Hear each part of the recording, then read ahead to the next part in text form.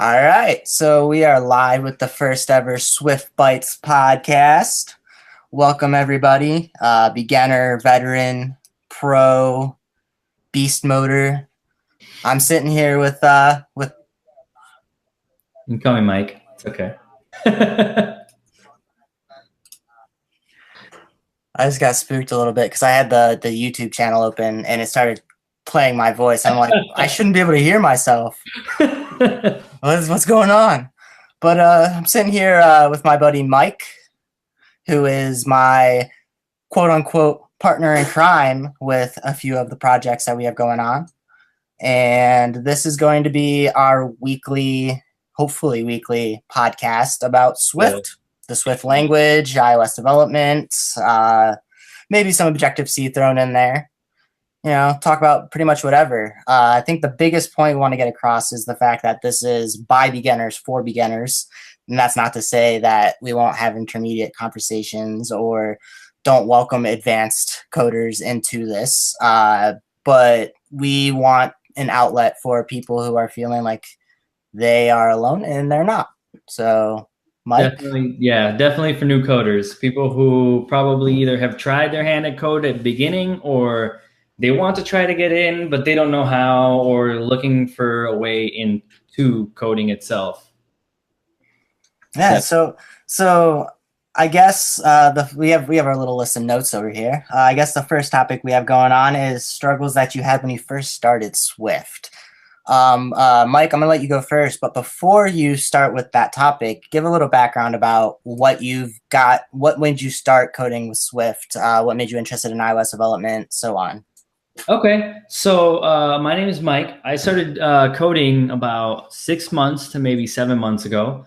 The purpose I started coding was because I've always wanted to code since I was younger. I've wanted to code since I was 14, and it never happened. I figured I just got lazy enough that I was like, whatever, it looks cool, but I don't know if I want to, spend all this time in it.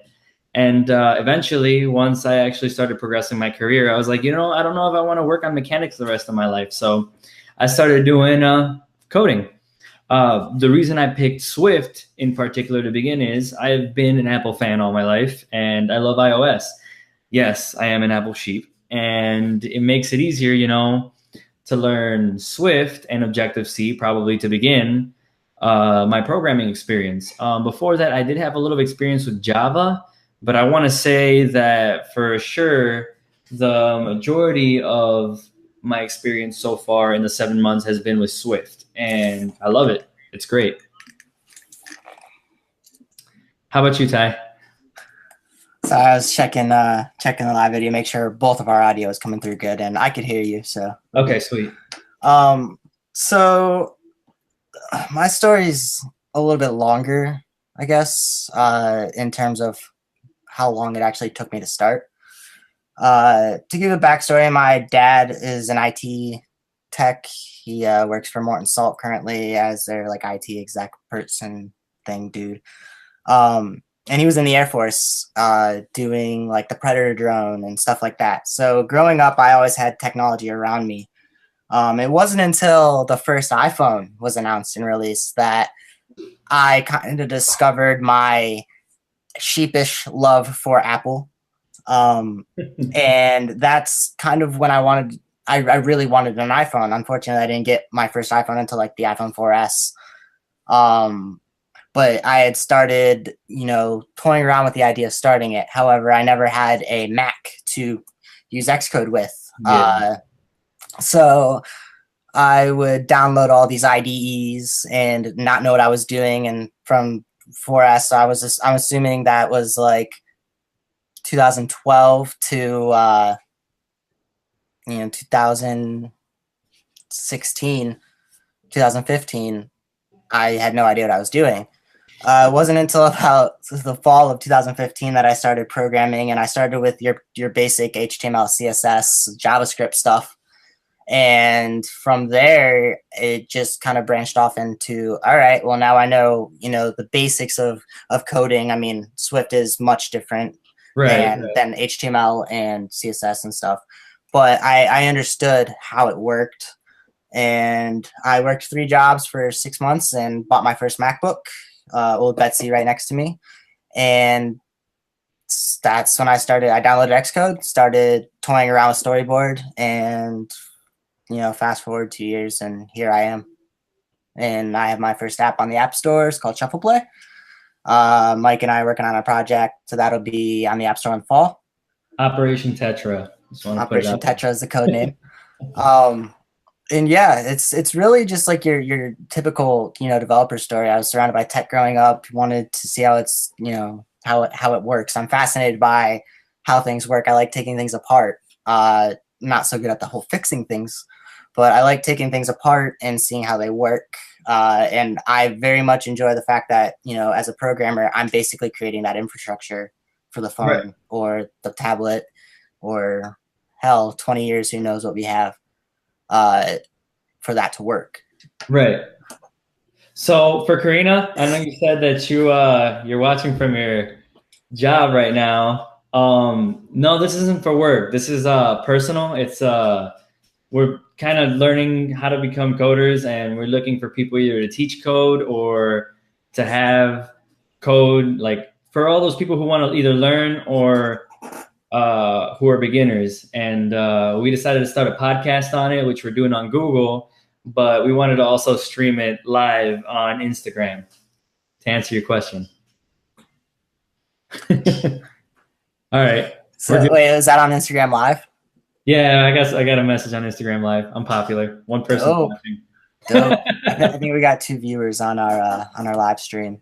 Thank you for the viewers that have tuned in so far. I appreciate it. And for those of you listening to the audio podcast version of this on iTunes, thank you for checking us out. This is the very first episode. This is Mike's first time ever doing a podcast. Yeah. I have quite a few under my belt. So if it's glitchy or, we sound like we're amateur, it's because we are. We're amateurs. But yeah, so what are our favorite things about the Swift language? Why Swift over Objective-C? Why Swift over doing like Kotlin and Android development, or Node.js? Why not use a language to create a cross-platform application? Why Swift? So I've always appreciated Swift just because it's where the future's heading, especially with Apple, and moving forward, they want to use Swift. It's what they're doing now. So since Swift is becoming so popular, it makes sense to want to learn that language first. Although we can both agree that Objective-C is probably never going to die. Swift itself is going to be one of the key leaders in programming when it comes to the necessity for iPhones, watchOS, and all that other stuff. So if I had to say why I picked Swift itself, is probably for the simplicity. It's really simple. It kind of helps that you don't have to be searching for those semicolons that kind of hid themselves somewhere. Right. And it's a growing language. The best part about being a new programmer is that you're learning. And when you're learning with a language that is still in its process, you're kind of growing with it. And I kind of appreciate that. I like that a lot. I can feel that. I 100% agree with that. Hold on. You joined mine. Of course I joined yours. Send you a little love letter. Oh, did you? I don't want to wave. What the heck is this waving stuff? All right. So I can share that same thought process and mentality when it comes to Swift over other languages. I found Objective-C to be kind of intimidating. Obviously in Swift you're still using some Objective-C, especially if you're using a selector for, say, your button, your UI button. You're going to use an Objective-C function for that. Right. But besides that, Swift just, I don't want to say it's easy to learn, because programming isn't easy. The the process of programming is definitely not easy. It's one of the most frustrating experiences of your life every single day. But it's that frustration and challenge that I love the most. And Swift was definitely a lot easier than I thought it was going to be, kind of getting it down. I think the biggest thing is it takes a lot of, what's the right word for it? Discipline to, sitting down and learning. It's not like there's a W3 schools for Swift. I mean, you've got Hacking with Swift.com and you've got, RayWonderlick.com.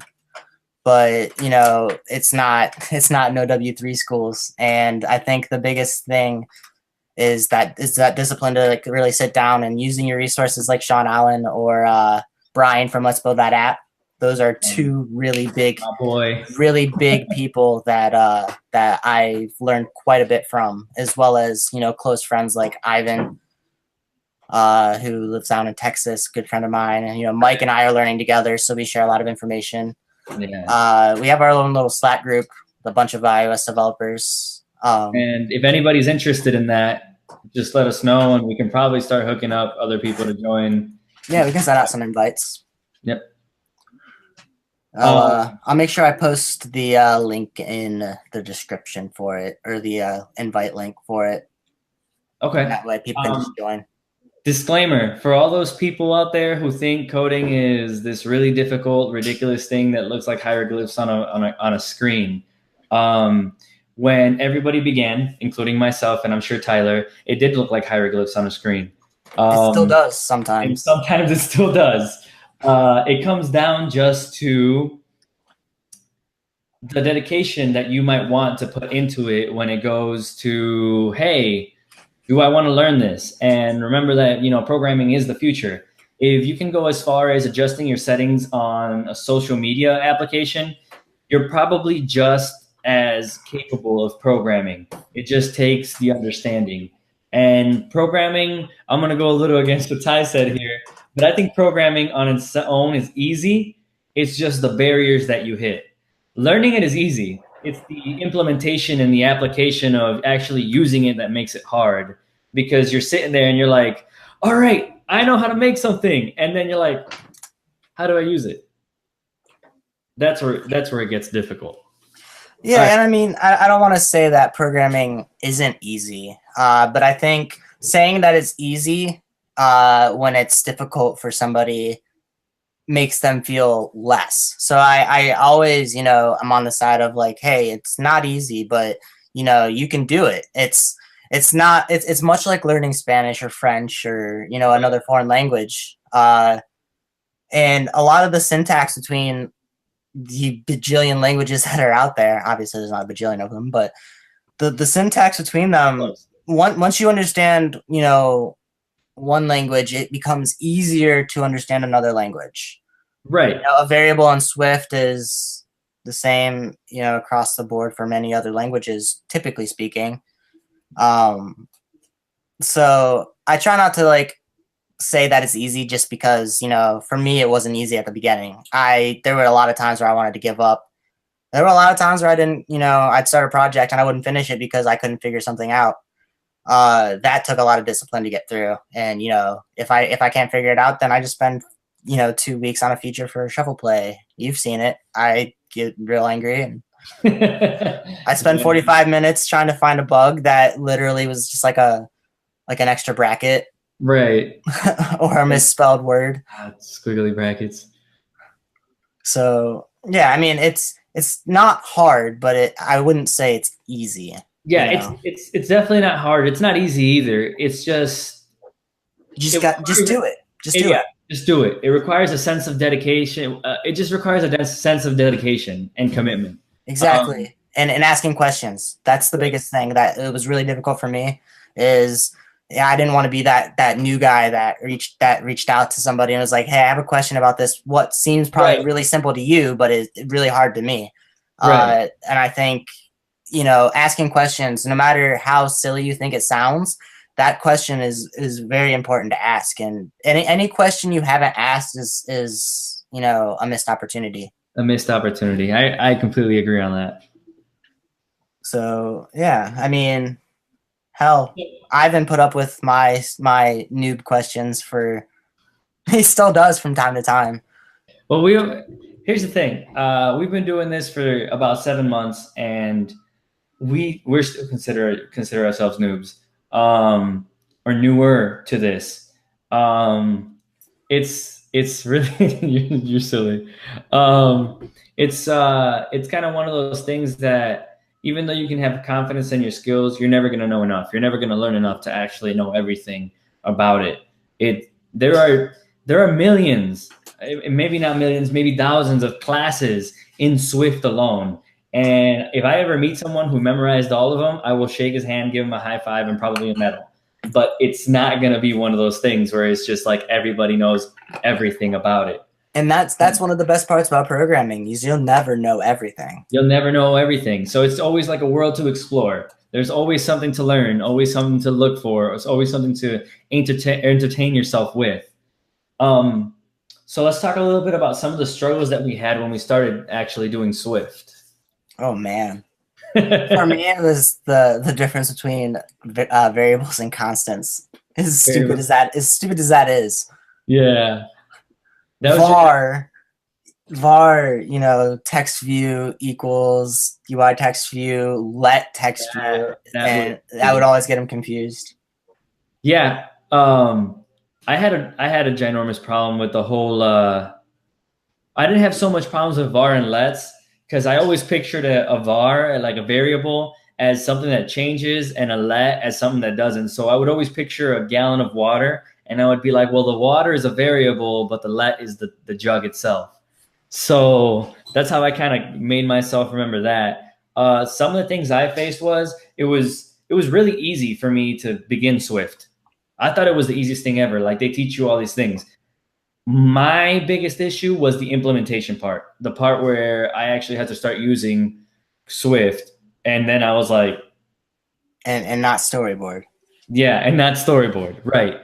Which I will always advocate the fact that when you're starting out, use storyboard. It helps tremendously. Right. It helps you become more familiar with Xcode. Personally, I do pretty much everything programmatically, so I don't even mess with storyboard. Yeah, we both do. But storyboard the first version of Shuffle Play that didn't even make it to the light of many people's eyes. Pretty much myself and my girlfriend, maybe my parents, were the only people to see the first version of Shuffle Play, and my goodness, it looks. I have pictures of it still, and it just looks amateur. It looks bad. Yeah. But the fact that was made initially with storyboard, and that I was able to then make it better and change pretty much everything about it and programmatically helped tremendously. But I wouldn't recommend just diving in straight to programmatically. That's where you're gonna feel overwhelmed a lot. Right. Even when I started doing programmatically, I felt overwhelmed. I still do from time to time. Yeah. I'm still learning. So for those people who would want to start learning, I would say the best way to do it is find yourself a language that you think you'd feel comfortable learning, something either easier or something more in the lines of something that you can relate to or understand, or something that you feel a purpose with. My purpose was always, I decided that I wanted to do mobile development. I wanted to make apps. I wanted to make things for laptops, applications, things that you could take with you and that you would enjoy. And when I decided that, I realized, hey, I'm not going to be a coder. Well, I'm going to be a coder, but I'm not going to be like the hacker type coder. I'm going to be a mobile developer. I'm going to be the developer that makes things for mobile devices. And that was probably one of the biggest things that I was probably proud of when I came to that realization. And for those people who think that coding is just one set general basis, yes, it is. But it's like every other job. Every other job has a big sector and then teeny tiny segments that separate it. Like you have your web developers, you have your back end developers, front end developers, you have your mobile developers, you have all kinds of developers, and they're all important and essential, but they all do different tasks, even including the UI developers and UX developers, which honestly could be considered designers in a sense. In a sense. Yeah, I mean, I still get confused by the terminology of what an Yeah. engineer is considered and what a developer is considered. It's kind Right. of it's not necessarily black and white. Or It's not. it should be black and white, but it's not. There's Uh, like there's a nice. It's like instead of being like a broad line that separates it, it's a nice little sketched out line. little dots. Yeah, little dots. Um, Go ahead. so what other problems did you struggle with when starting in Swift? Commitment issues. Sticking to the project? Yeah, commitment issues, I would say. Like imagine starting something and then being like, I've looked into this for the last 6 hours. I have found no help. I don't want to do this anymore. Next. That was probably the biggest issue I've ever had. And sometimes it still tries to get the best of me. But when you sit there, like you were talking about, and you sit there for 6, 7 hours and you're like, why? And then you fix it and you're like, it works. You can ask my wife. You run out there to my wife. Like I've ran out there and like gave her a hug and been like, it works. And she's like, what did you do? I was like, I made a button work. Like this button works, you know? And it's like all this time spent, all this time, and it's just one button. But that sense of accomplishment that you get for knowing that hey, bro, I did this code. I wrote this code. It worked. It was me, no one else, just me. That is probably the biggest sense of accomplishment that I have ever felt when it comes to coding. I 100% agree. You've definitely gotten a lot better since we first started working on projects together. As far as like the whole not just giving up on the project, I will say there's a fine line between giving up on the project or walking away for a couple hours or even a night. That's perfect. That's acceptable. To kind of give yourself a little bit of a fresh perspective when you walk back to it. For me, if I'm really struggling and it's taking hours and my brain starts to feel like it's just turning into fried eggs, I will save and close the project, and I'll either watch YouTube videos for an hour or two, listen to a podcast, or go hang out with my girlfriend, watch some TV, do something, or I'll open up another project that I'm working on and see if I can make something out of that. Right. It kind of just depends on how my brain's feeling, because I don't want to say it's not okay to take a break from a project if you're feeling caught up on something, to kind of take a step back and get a fresh perspective. I mean, Mike and I have had moments where we'll be laying in bed late at night. Obviously, we don't lay in bed together. Don't get that right. But we talk every day, and it'll be like, dude, I was like laying in bed last night and I came up with the solution for the problem that I was having. I'm like, same, it happens. So it's taking a step back and kind of viewing it from an outside lens might help you get over that little hurdle that you're having. You always want to see it as a one-track kind of mind. For example, I can't tell you how many times I've probably laid in bed myself and been like thinking about it. And my wife's like, hey, we have to do this, this, and this tomorrow. And we got to do this, this, and this. And I'll just be like, the button. Something's wrong with the button. And she's like, what? What button? What are you talking about? I was like, oh, yeah, no, I'm over here, yeah. In Space Lab. I do that all the time with my girlfriend too. Where she'll be talking something important and my mind will be on something else, and I'll give her that glazed over stare, and she'll just be like, you didn't hear a single word I said, did you? Yeah. Like, not at all. It's all one track, and there's absolutely nothing wrong with having a one track mind. I think it's actually, to me, I consider it beneficial, because when I set myself a goal, I have to finish it before I continue on to the next one. And it'll probably torment me for the rest of my life, but I will get it figured out. I swear. Oh yeah. You always do, no matter how long it takes. The biggest struggle that I've had so far has definitely been the learning to take a step back instead of crushing my brain with it for 10 hours or 4 hours or 5 days. Take a step back, let yourself figure it out without crushing your brain. Sup, sexy? Hey, sexy. But yeah, so the biggest thing is, if you have problems or hurdles that you're trying to overcome, ask questions. I will say, don't ask questions on Stack Overflow. Yeah. I do not recommend asking questions You on know, Stack Overflow. you told me you had an issue with Stack Overflow at one time, and I've actually like gone back to Stack Overflow like maybe 13, 14 times, and I have yet to still find another jerk. But have you asked questions? That's the No, I thing. haven't asked any questions yet. So like I use Stack Overflow every day. Like I haven't stopped using Stack Overflow. I just don't Right. ask questions on Stack Overflow. The one question that I had wasn't even about code necessarily. Like I didn't need help with my code. I needed resources for a specific API and framework. And the dude was like, "Well, this is just basic knowledge. Like you should know this." I'm like, "Listen, dude. Like So listen." to make it clear to everybody, I know we're using a lot of words that some of you may not understand, like APIs and all kinds of stuff, frameworks. All those things are probably going to get explained in a later session. This is kind of just like an introductory section. We were just trying to introduce ourselves, so you guys kind of got a feel for us. We're going to be doing Instagram Live. We're going to be doing podcasts, and we're going to be doing YouTube videos to try to help you guys, just like to help us start learning how to code and get better at doing coding itself.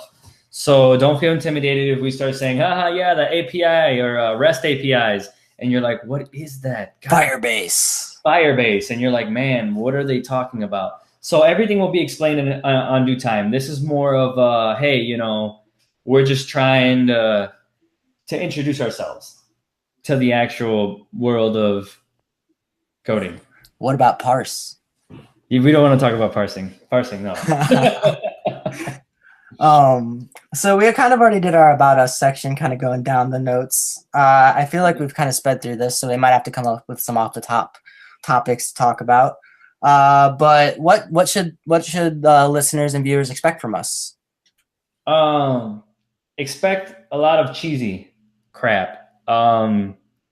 I'm gonna try my hardest to try to stick to the point, but I do also sway off when I'm talking about different things, probably in code and stuff like that. So expect that a lot. Which I'm cool with, just because a lot of the tech podcasts I listen to are, an hour and a half, 2 hours long. So yeah. So we're gonna try to keep it. We're gonna try our hardest to try to keep it short, sweet, to the point, and try to give you guys an explanation of things. In future events, we want you guys to actually follow us on YouTube so that we can share our screens with you, and you can kind of follow us along as we do stuff and learn how to do stuff together. You might hear the occasional, why isn't this working? Kind of thing. And just, kind of follow along with it, because it's it's us learning with you. It's beginners for beginners. If it was that I was saying, hey, I'm Brian and I know a lot more. Like if you watch it, if you don't know about Brian's videos are great, and you can tell that he already expects the problem to happen. I wish I was on that level and on that note, but it'll probably be a very long time before I ever get to that level. He'll be like, so you're going to get an error in like 30 seconds from this line of code, and there it is. And I'm over here like, I type out a ton of functions and a few constants, and I get 28 errors. I fix those and I get 128 more. And I'm like, this is not how it's supposed to go. Yeah. So think of it more as like what you to expect of us. Expect us to teach you. Expect us to for you to learn something from us. Maybe get an idea of what coding is, and maybe break down that barrier that intimidates you of like, man, dude, these programmers are like on their own next level thing. So we're going to try to help you break that barrier and try to give you the opportunity to actually focus yourself on learning. I really want to break down that barrier to entry of like helping, like people starting out getting into coding. And Right. By no means are we trying to be pro or, like we know everything, because we don't. On the grand scheme of things, we probably know nothing, honestly. But that's kind of the thing, is like I found having a community of people that are learning with you, or that might be a little bit more advanced than you in it, but they're still learning. Like that's the thing. I want to create this community that enables people and doesn't put people down. So basically, everybody learns together. There's no everybody separated. there's going to be different levels of people. Like there's going to be level people who know a lot. There's going to be people who know a little. There's going to be people who don't know anything at all. And our main focus is marginally the people who don't know anything at all, and basically the beginners. So that's going to be our two biggest. We're going to try to push it from there. And I think it's going to be fun. I think it's going to be entertaining, and it's going to be definitely motivating to see people start to tune in to kind of get an idea of coding, what coding is, and an opportunity. And we're going to try our hardest to walk you guys step by step. That's what you can expect from us, is step by step help. In one of those steps we're probably going to mess up, but it's still step by step.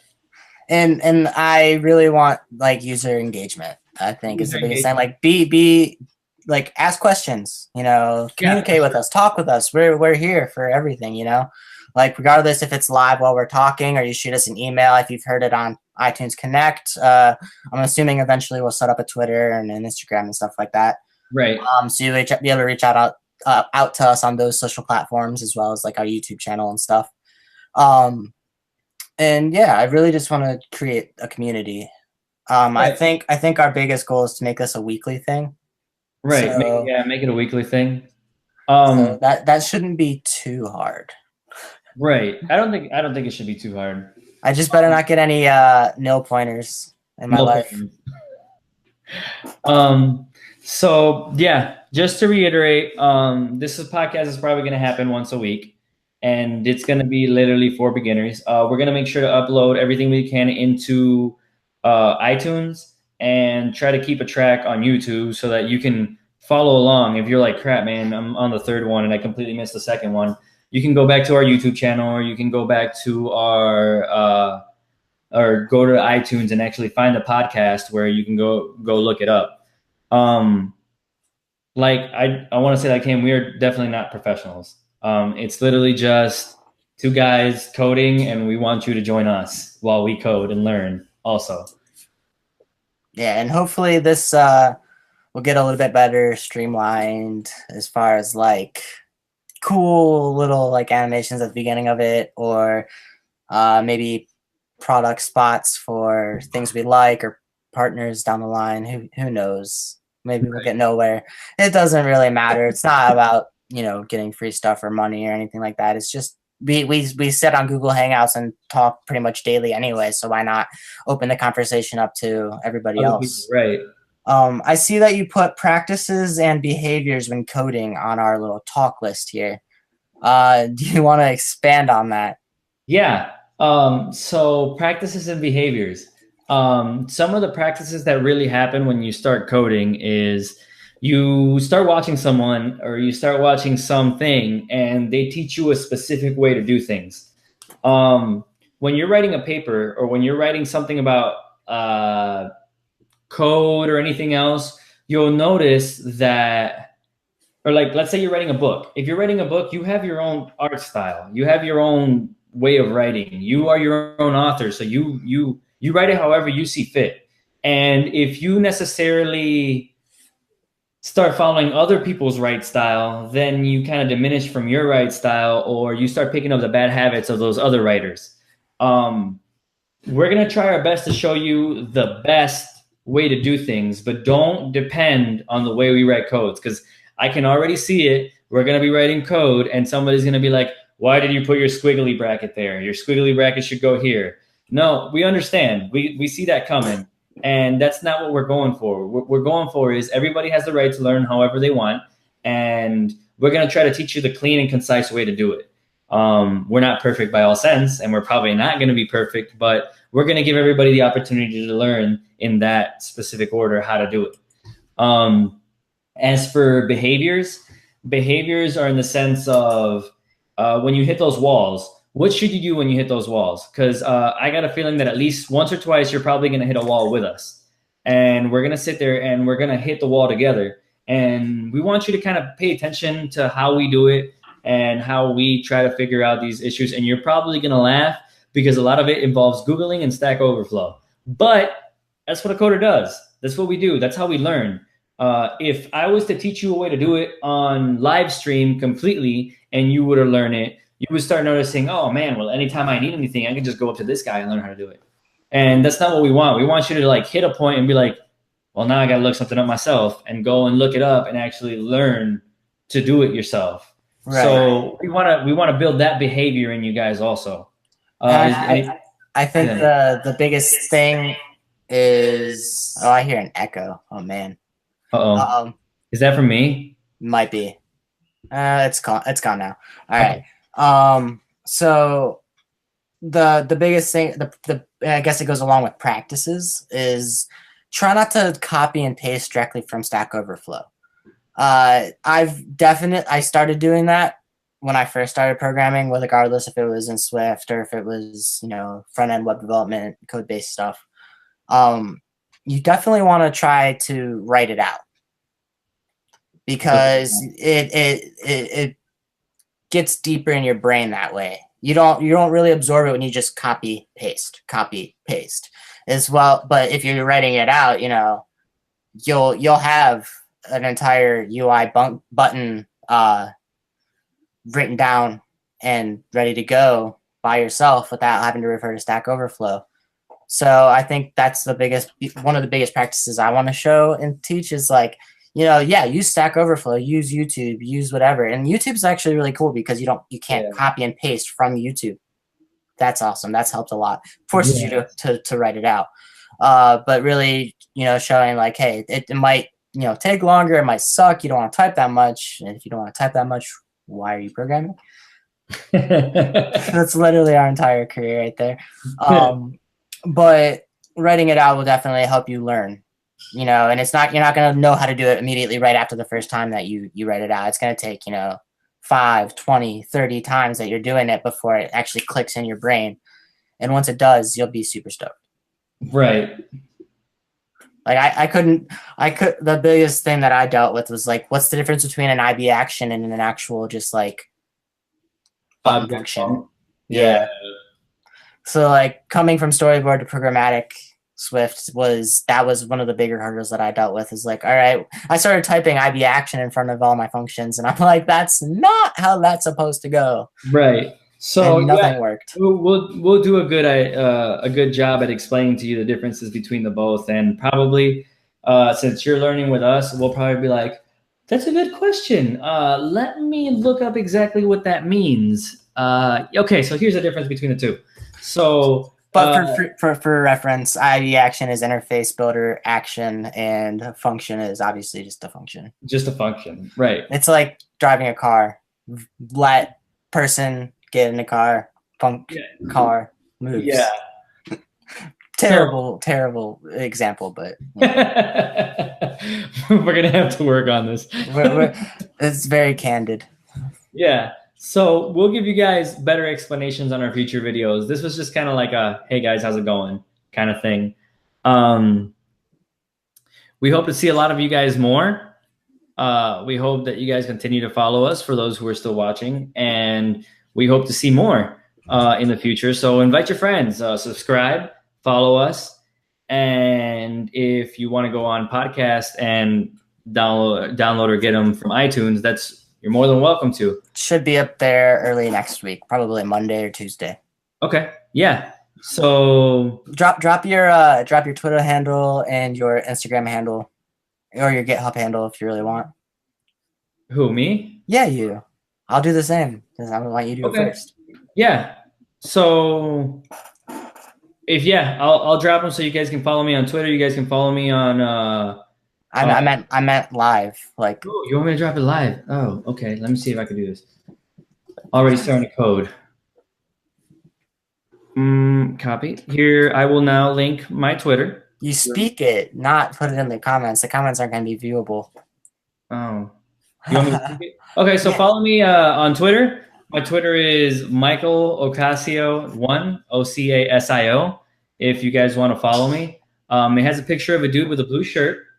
And he is staring at the Black Sea. That is my Twitter. My GitHub is the exact same name, except without the one, Mike Ocasio. And this will probably be the only YouTube account I actually have. So that'll be, yeah, YouTube. Yeah, that's self-explanatory. And I don't know Instagram. my Instagram profile. I don't know Oh, what the yeah, I name. got you, fam. It's Mike underscore O 1994. Mike dash underscore or Mike underscore 1994. 1994. Yeah, there you go. Sounds Yeah. good. I'll be a little bit smoother with mine. All of my handles are the same, and it's great. It took so long for me to get that. Yeah. Twitter is Twitter / the Tyler JP. Instagram is Instagram / the Tyler JP. And GitHub is github.com / the Tyler JP. Nice and easy. Makes everything so easy. You've got like 50 different emails and like a different screen name for everything. I would work on consistency. Terrible. I got like I got a few. I try to keep it down to Michael Ocasio at least. I don't think there are many Michael Ocasios out there, so you might be able to nab that Instagram name. You'd be surprised. There's actually a guy who has my website already, as bad as I wanted it. Oof. I'd hit him up and be like, "How much you want for that domain?" If he says $5,000, be like, "I got $5,000 with a pocket lint." $5,000 worth of pocket lint. Yeah. So, any last thoughts? I guess before we wrap it up, we've made it through our topic list. I'm assuming we're gonna do better topics and more, fun topics in the future. Next week's. If you guys have any questions, anything you guys want to ask, or anything you want to let us talk about next week, or bring up, you can shoot us a message. You can shoot us an Instagram message, Twitter, GitHub, all the cool stuff. And I'll include all the links in the description of this as well. So yeah, so you can go ahead and drop any questions. And I really hope to see the people who've been watching next week and more people for sure. I'm really excited for this. I think it's going to be a fun adventure to take on with a whole bunch of people. I do have to say, watching you shake out your jitters before I kick the start broadcast button it's almost like a little fangirl meeting like Harry Styles from One Direction. You're just like, ah! Yes, I totally started going freaking shaking. I was shaking out pretty bad when I started. It was, but you'll get more comfortable. I mean, heck, the first Keith Bolka show I did, that was nerve-wracking. It was absolutely nerve-wracking. And now I'm quite a few Keith Bolka shows deep. And it's much different now for me here, like with the Swift Bytes podcast, because I'm running the whole show versus with Keith Bolka's show, it's Keith running the whole show. But I think it's went fairly smooth. I mean, hell, we didn't have any issues so far, and the issues might happen post show. Yeah. So, okay. But yeah, I mean, it's been pretty solid, and you've definitely gotten more comfortable from start broadcast to start broadcast till now. 43 minutes later. Yeah. So yeah, I want to thank everybody. Yeah, Vanessa, that's Tyler. My sister's asking. So yeah, from this point on, we'll continue to do more shows. We hope you guys tune in, and we appreciate everything. We appreciate the support so far. And if you again want to learn Swift or programming, essentially in the Swift language, you can follow along with us, and we'll be more than happy to teach you guys and learn together. And I'm sure it won't be limited to just Swift. Obviously, Objective-C. I do want to dive into Vapor, which is server-side Swift at obviously down the line, right. But kind of talk about server-side Swift, what the possibilities are with that. CocoaPods, Firebase. CocoaPods, Firebase, yeah. All the good stuff. And obviously, I started with web development. So if you're out there and you catch this podcast, but you're not super into Swift and you have questions about any web development language, typically speaking, shoot it to us.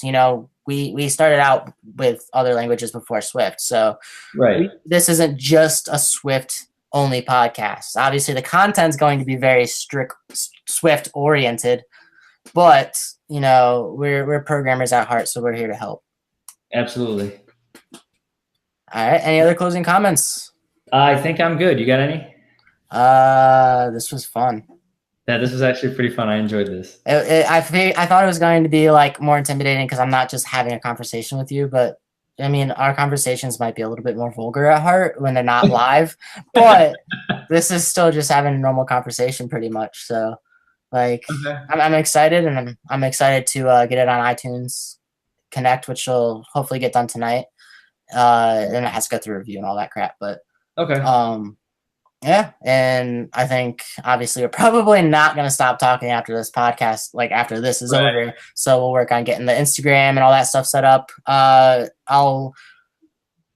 We'll figure out a way to get the YouTube channel out there because we didn't use the Swift Bytes YouTube channel. We had to wait for authorization for live streaming and stuff. So we had to wait for authorization from YouTube to actually make this live on the actual Swift Bytes YouTube channel. So it was 24 hours, but we were really excited to put it out today. So we got putting it somewhere else, but we'll get it on there.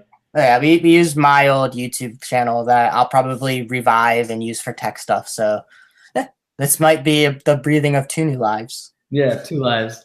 But yeah, I think I appreciate everything. I appreciate you guys for tuning in and just showing your support, coming in and hearing us out. I know we're not experts by all means, but support helps. And even if I get 1 viewer to watch it, I'd probably continue to do podcasts. You'll be super stoked. Yeah, I would be. You concurrently had like 4 viewers on your Instagram live. Yeah, I know. I saw. So yeah, thank you guys for tuning in, whether it was live later on YouTube or via iTunes. Appreciate it, and let us know if there's anything you want to hear from us, any changes you would recommend, any better ways to do things. Just let us know. We'll take all that. But thank you for tuning in. Yeah, and I appreciate you guys viewing through Instagram Live. You guys are great. All right, guys. Well, you guys have a good night. See ya. Deuces. See ya.